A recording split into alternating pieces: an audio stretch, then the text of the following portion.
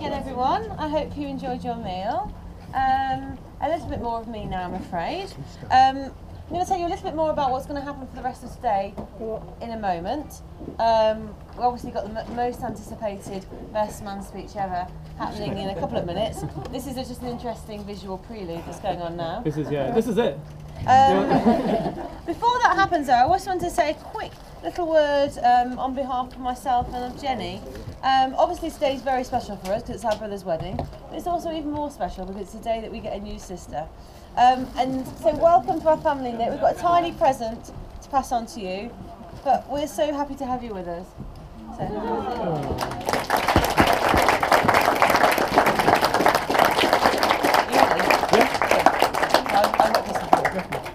You're welcome. So without any further ado, I'll back on in a moment to tell you about what's going to happen next. I'll pass over to the best man, Thomas Leach. Woo!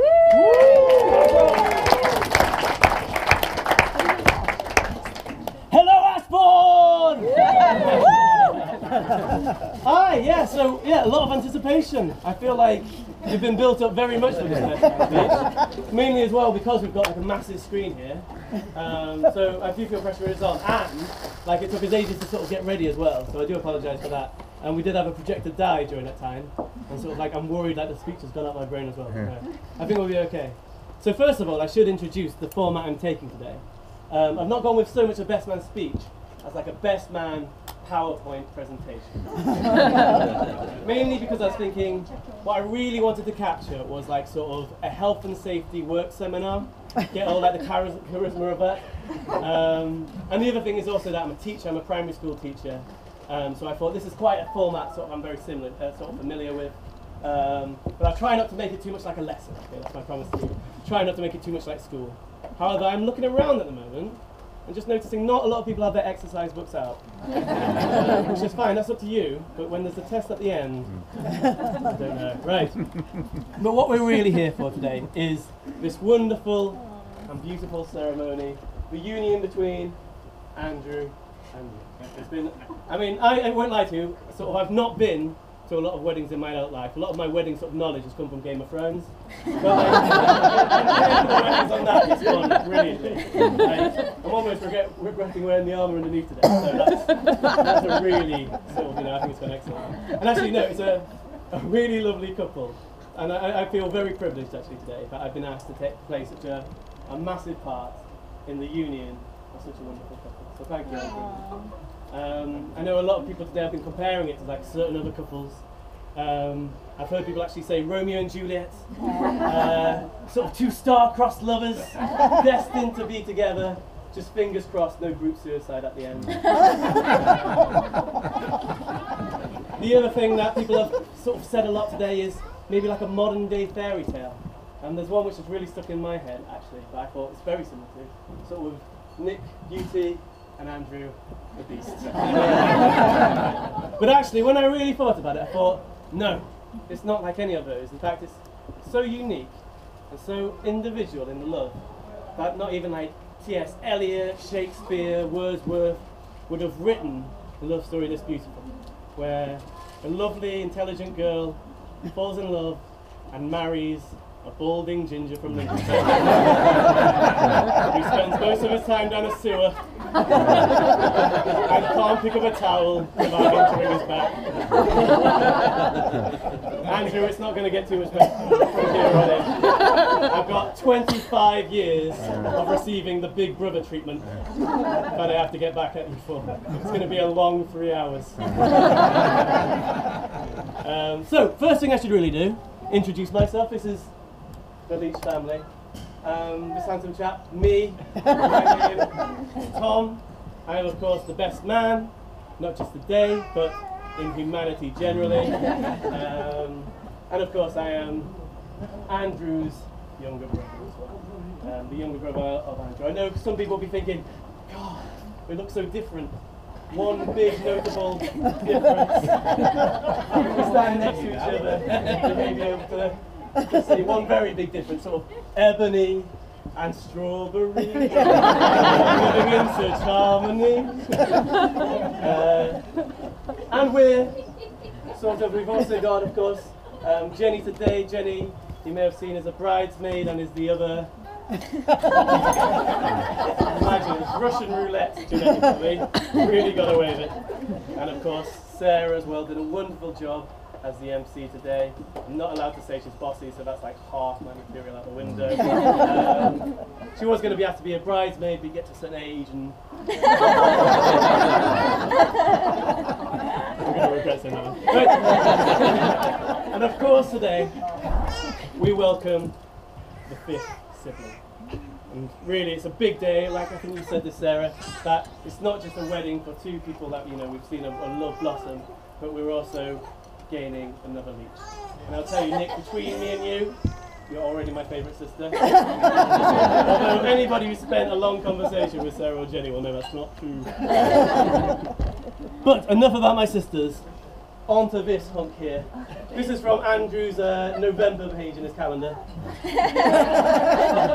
And look through Andrew's photos. I never thought he was much of a poser. Look at this. All the time. You will see today Andrew's sort of modelling. Yeah, let me just, this is my natural look. So yeah, it's going to be about Andrew Leach, the great brother. We start our story. Let me set the scene. Sorry, that was not dramatic enough.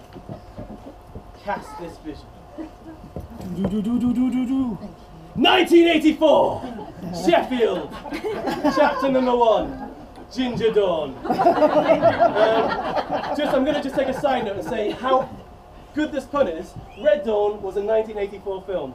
So that is, I think that's the kind of research you get from somebody who does a PowerPoint presentation. So yeah, George Orwell, the great British writer, predicted 1984 would be a dystopian year.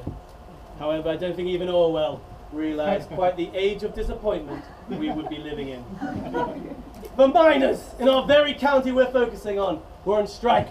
In America, the banks had collapsed. In Ethiopia, there was a famine of an unprecedented level. And on the radio, the only things you could tune into was Wake Me Up Before You Go Go. But not even George Michael himself could deliver the most disappointing blow of 1984. I often think about how courageous my parents, Pam and Simon, are. Many parents, after having a child like Sarah, would have stopped. Whether they were just optimists, whether they've heard the expression, first the worst, second the best, I don't know. But they dared to have another child. I would have hated to have been in that delivery room when they were presented a ginger baby. Pam desperately trying to kid herself that ginger was in vogue this year. Simon desperately tried to think what colour hair the milkman had. But times got better. Times looked up. They moved to the beautiful village of Scotland. Chapter 2, the pre-balding years. Scotland, Lincolnshire. Scotland is a wonderful village in the heart of Lincolnshire that doesn't need a village shop to be great. Niche joke there, sorry. Very reference to earlier works. And it was great. It was really here. We had a picturesque childhood, an idyllic upbringing. It was obviously where Andrew became very close friends with Matthew and Richard, who have joined us with us today. In the winter, you can see here, our garden would flood. It would fill with water. We'd get the canoe out.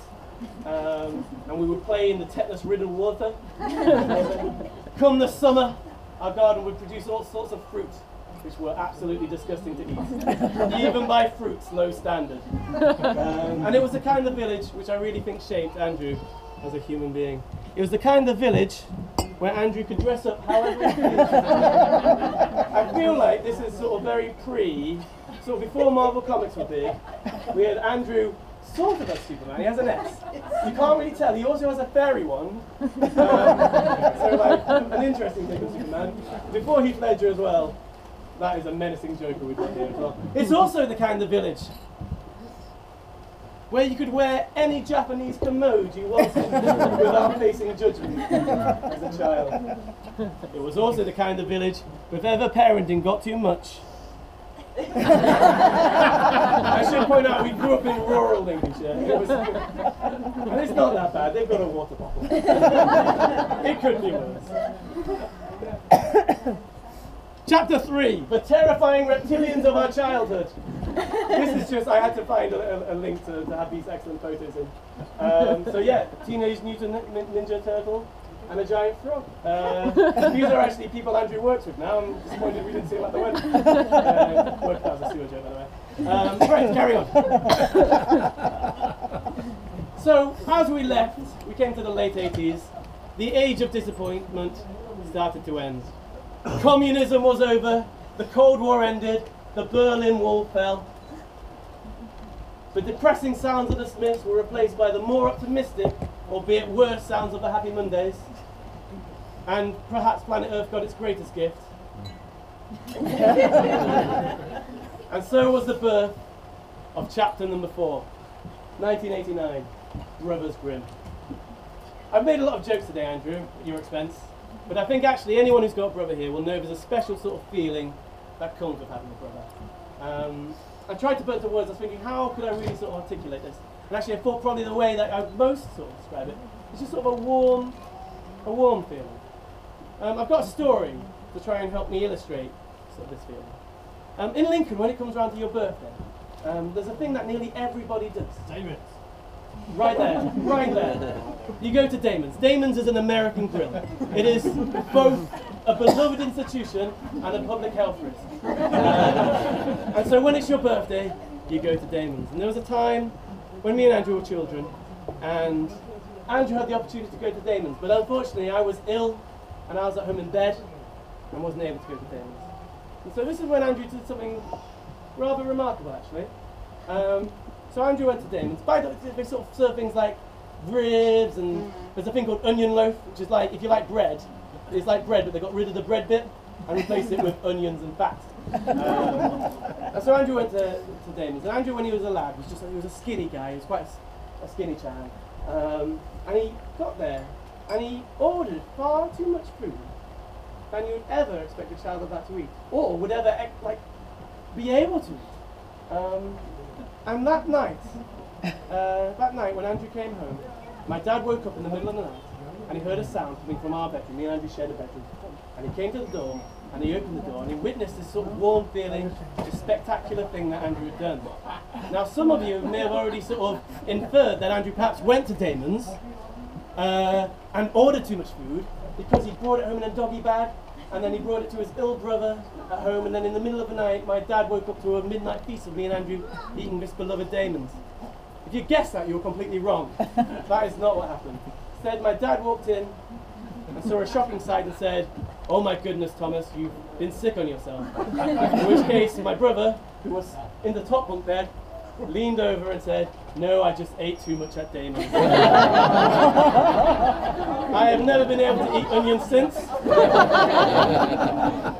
That's also the anecdote, which is why I had to tell my speeches after the meal.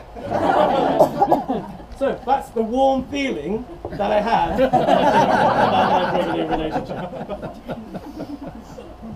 Chapter 5, I think. Teenage kicks right through the 90s.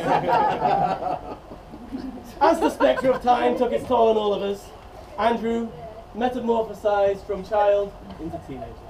It was this point he went to a secondary school. Me and Andrew actually went to different secondary schools, but we still stayed close. I would continue. I remember I used to go and watch Andrew play rugby, which actually, I remember those events instilled a lifelong love of not going to watch rugby ever again. And actually to me, Andrew to me was really the cooler older brother. I remember Andrew had a Nintendo 64 when I just had a PlayStation, so we had when I was in Spyro the Dragon, Crash Bandicoot, Andrew had GoldenEye, 1080. Andrew spiked up his hair, his ginger hair, looked a bit like fire now on reflection, but at the time I thought, whoa, that's really cool. And he got involved in some illegal CD trade, brought back all sorts of copied CDs, and introduced me to bands like Lit and Real Big Fish and Less Than Jake, and Sum 41. And it was actually, Andrew, lots of people said, bared the resemblance of the lead singer, Derek, from Sum 41. And to me, I must have been about 12 at this time, and that was the coolest thing in the world, to have a big brother who looked just like the guy from Sum 41. As the years have passed, Andrew, I would say maybe you don't look so much like the lead singer of Sum 41 now. Not just because of the receding hairline, but also if we look at the lead singer of some. Maybe not a comparison you would push for. I will point out that one thing though, Andrew. He has still got a full head of hair. Doesn't that count? Draw maybe. Right. And as Andrew passed through secondary school, then he went on to university, Sheffield Hallam, and it was here where he made his greatest discovery: alcohol. Of course it was you, Nic. First met at a party, and then we're here today, 10 years on down the line. I remember the first time I met Nic. Can you remember when we first met Nic? So I think we met slightly later. I think you met the rest of the leechers, and then you met me later on. Like, say, I think they were saying the best till last or something. I think that's the only explanation for my absence originally. And it was actually at a birthday party for Jenny. I think it must have been maybe 16. I don't know actually the exact one.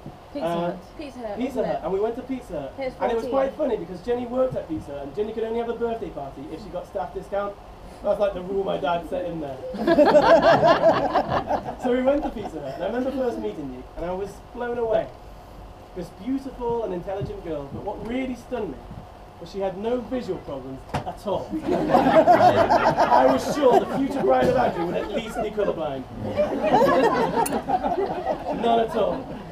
And it was a great relationship that would grow and develop. And around the world they would go. New York, Mexico, looking for table names. Help me out here. What else? Paris. Paris, Reykjavik, Prague, Chamonix, Copenhagen. Yeah, so they went all around the world, and after seeing the beautiful world, they thought, where did we like the most? That's when they settled down in Derby. And they've been very happy there ever since. And actually, I'm going to speak a bit more seriously now. And I'm just going to talk, and I'm going to say, I think, as from the brother, sort of my perspective as a younger brother, the thing I've seen most over the last 10 years is how much Andrew's actually grown. Like a positive growth as well. I know we have you can grow warts and stuff, not that kind of growth. Like a really lovely growth, a maturing, I guess is maybe the best term. And when I think about it, there's maybe 3 areas that I think I've seen Andrew mature the most. First one, books. As a child, if you said Andrew would grow up and have this passionate love of reading, I'd become a massive Terry Pratchett fan. I wouldn't have believed it. Andrew he found it difficult at school, and he used to hate reading. I guess it's sort of maybe a caveat of marrying you, Nic, that you know you're not going to last very long if you don't develop this passion for books. And so that's one real major change and a brilliant gift that Andrew's, I think, grown from you, Nic. The second one, cats. When we were growing up, Andrew used to hate our cats. We went on holiday for a week once, and I thought only one would be remaining when we came back. There was fur and ginger hair everywhere. It was awful. You had a horrible week with the cat.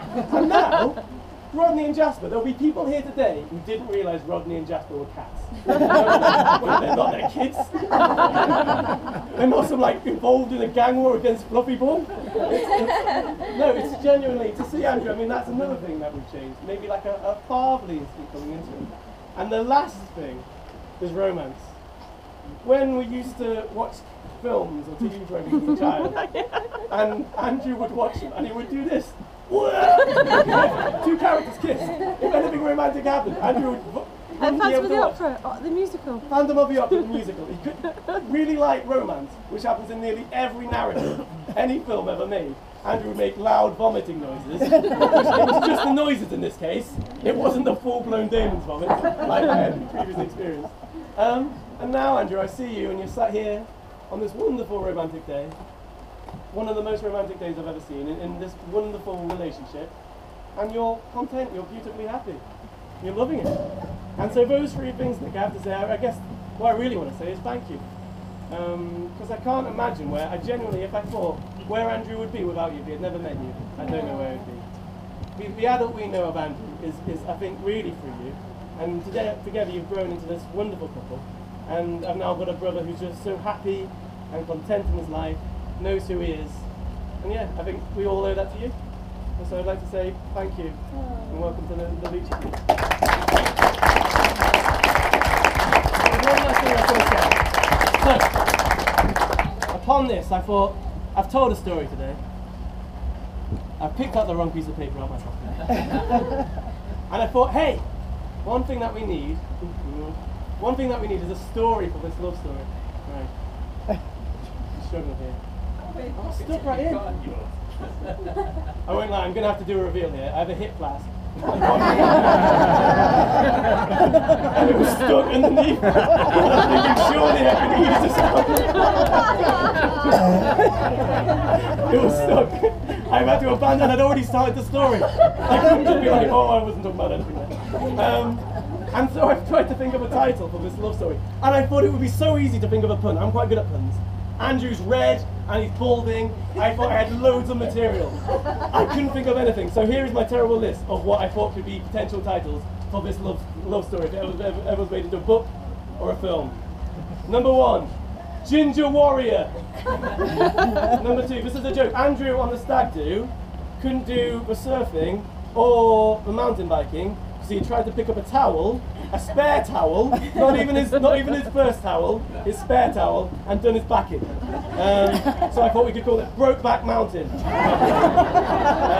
Option number 3, Married with Cats. Option number 4, this is really a ginger and a balding one. Eternal sunburn of the hairless scalp. A bit of a longer one. Once upon a time in Mexico. Andrew was sick on a whale. And then the last one's just Nicky Blue Eyes. I was rubbish on the list. And then I thought of one which was at least passable. It was 50 Shades of Ginger. Right.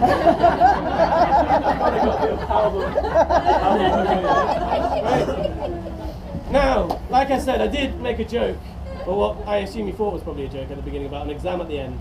It wasn't a joke. Welcome to exam, Drew. I am a teacher. I can't assess at all that you've learned at all today unless we're doing an exam. So what we're going to do, this is now a quiz on Andrew's life. The first section will be multiple choice. Okay? I recommend 15 minutes. The written question will be in absolute silence. Put our phones off then. We'll be I think we're moving these desks around so we'll be not facing each other. But first of all, multiple choice. If you want to vote for option number A, we'll be standing up. If you get the answer wrong, you sit down. It's over for you. That's how this exam works. A, you do this. B, you do this. C, you can do this. D, you can do this. Right, if I see anybody cheating, you're actually out, and it's raining now. I've organised the rain to make that even more punishment. Right, are we ready? Stand up! I've been nice, I've given you multiple choice. Question number 1. What is Andrew's middle name?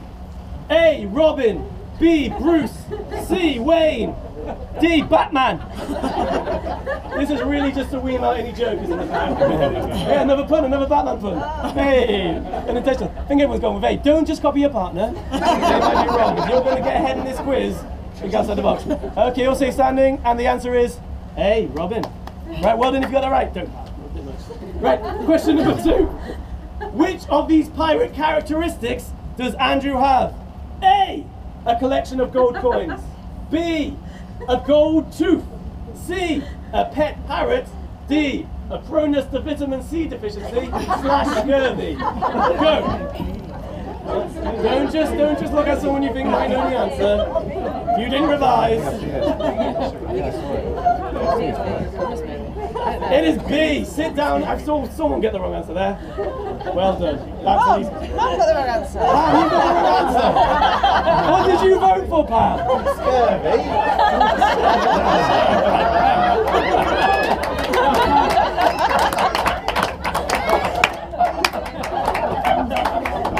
Question number 3. As a teenager, what was Andrew employed as? A, something to do with CDs and HMV. B, stable lad. C, goblin warrior prince. D, hospital porter. Go, tricky one, this one. Oh, it's a hard one. It's a hard one. Does Andrew even remember these years? He was a hospital porter. Well done. Sit down if you got it wrong. Not well done to you. This is still a strong Andrew. You have close friends that you talk about your dental problems, your teen employment, and your middle name with, but not your mother. Question number 4. Why did Andrew have to leave his job as a hospital porter? A, Pam felt he was paying too much tax. B, patients smelt weird. Quotation now. C, he thought he gave a trolley ride to a ghost. D, forgot to turn up at work one day. I don't know this one. Hey, Pam felt he was paying too much tax. He then opened an account in the cable line. Oh, dearie me. It's just that, Andrew, look, Andrew, you can't play. Oh, we're down to the final few. And we're down to the last question. Question number 5. As a child, what would unleash Andrew's fury? A. Singing the song from the advert, Baby All Gone. It exactly went, cry baby all gone, you make it all gone. And then Andrew, I won't give it away. Question number B. Question number B, that's terrible. Question B. Singing the chorus of Who's the Daddy? Question C. Touching his food. Question D. All of the above. Go.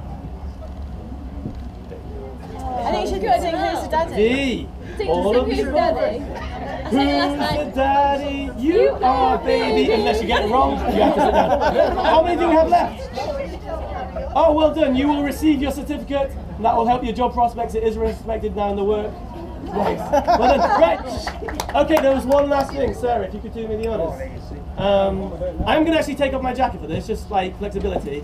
I do realise that when I take off my jacket, I either look like a junior snooker champion or like a boy at his bar mitzvah. But I need, I think, a bit more of the flexibility. So there's one real reason I think I was asked for this. And I know I said I was a teacher, but that's just my day job. I also have written Andrew and Nic, beautiful ballad. If I forget the lyrics and there's just a long instrumental, just bear with me. Are we ready?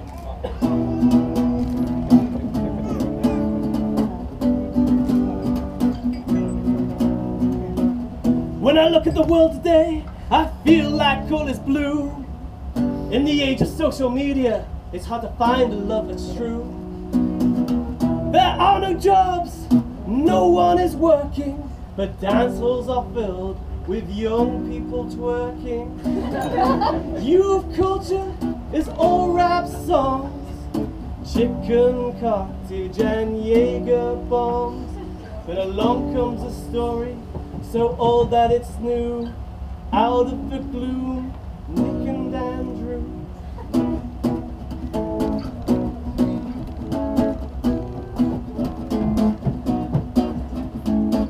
Our lovers met like all great stories through the years. Out of the blue against the odds, after one too many beers. Nic looked at Andrew, Andrew looked at Nic. A flame ignited, something just clicked. Andrew could dance, didn't always have the coolest clothes to wear. Wasn't actually balding then, but still would have had ginger hair. What did Nic to Andrew? I do not know. I can only assume the lights were very low.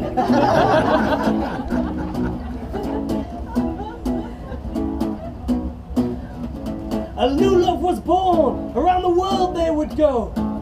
The lights of New York, crepes in Amsterdam, vomiting on a whale in Mexico.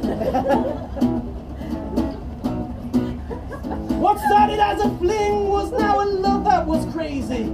So they took the next step, got 2 cats and treated them like they were actual babies. Then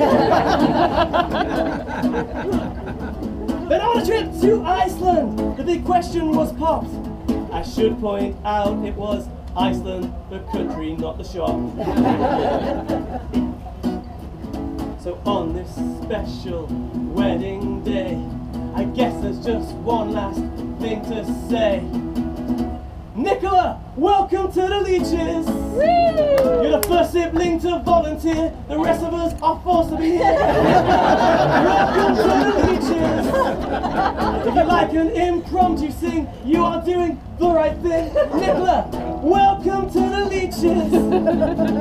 Dancing at our family meals is sort of the deal. Nicola, welcome to the Leeches. I hope this doesn't cause a row. It's too late to turn back now. Welcome to the Leeches. Welcome to the Leeches. But there is still one apprehension for our great lover. And no, it's not the fact she chose the less handsome brother. There is one anxiety, Nic, I think you know what I mean. But let me reassure you, ginger is the recessive gene. Welcome to the leeches. Welcome to the leeches. Right, when I say Nick, you say Andrew. Nick. Andrew. Nick. Andrew. When I say Andrew, you say Nick. Andrew. Nick. Andrew. Nick. When I say best man, you say, yeah, did a really good job. Best man. Did a really good job. Best man. Did a really good job. Thank you, that means a lot to me. Welcome to the leeches. Welcome to the leeches, Nicola. Woo!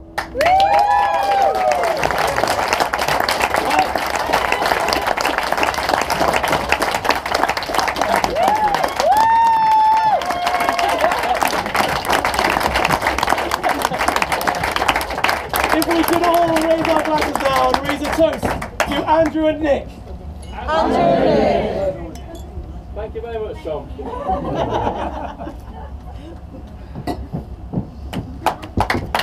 Thank you.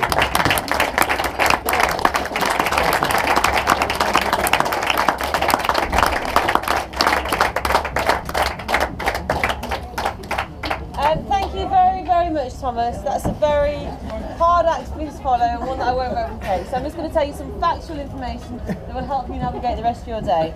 So, as you will be aware, and some of you I know have already hit, the Sweetie Bar is now operating fully, so please do help yourselves. You have drinks on your table to help yourselves too, but also, great news, the bar is now open, and I believe there's some money behind the bar, so make haste. Also, to let you know what's happening, and we have got rain, there is some crazy golf. So Andrew and Nic have spent the last 18 months to 2 years creating a crazy golf course that reflects their relationship and all the special places they've been. It's magnificent. It's worth ruining your hair for. Go out, play, have a really good go. We've also got a bouncy castle, which I think is actually covered. So that is a really great outdoor activity. I'd advocate that to everyone here. I am aware that our puddings are now waiting for us outside in the form of an ice cream bicycle. So again, please go out there and help yourselves. They're here till 5:30. There's outside also next there, but again undercover, there is a photo booth which is open all afternoon. So make the most of it, I've been told to tell you, before the evening guests arrive. And I think that the photographs will be zoomed onto television in the bar, so instant gratification if you take part in that. In the bar area, there also is a guest book for signing in. Please, again, do take the time to make sure you put your name in there. It'll only take a few minutes, but it'll be something that Andrew and Nic treasure forever. So I know they'd appreciate if you do it. Tea and coffee is also available in the lounge, and some little cakes as well. There are other garden games, so if you have your cagoule with you, get involved in those. And also we have a couple of hours now until the evening starts, so we'll be drinking, having ice cream, having sweets, chatting. But if you want to go to your hotel and check in, have a little bit of downtime, then you're welcome to do so. So thank you very much. You've been amazing day guests, and let's move on to the next phase of this wedding. Thank you, everyone.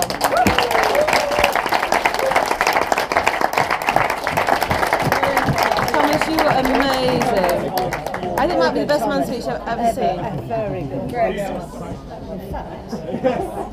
I filmed it, I'm going to watch it. Yeah. Put it on YouTube. Oh, thank you. What do you mean to get hit, Pascal? Genuinely was a I couldn't mistake. tell if that was real though. I was desperate not to do it because I was thinking it would be quite embarrassing if I was just, I'm just going to have to do it. Thank you very much. Thank you. I think you'll be like the hero of the wedding now. Good night. That was amazing, that lead. Well done, Tom. That's great. Wasn't it ace? That was amazing. Well done. Thank you. Yeah, can accept. That was so good, Tom. Very fun.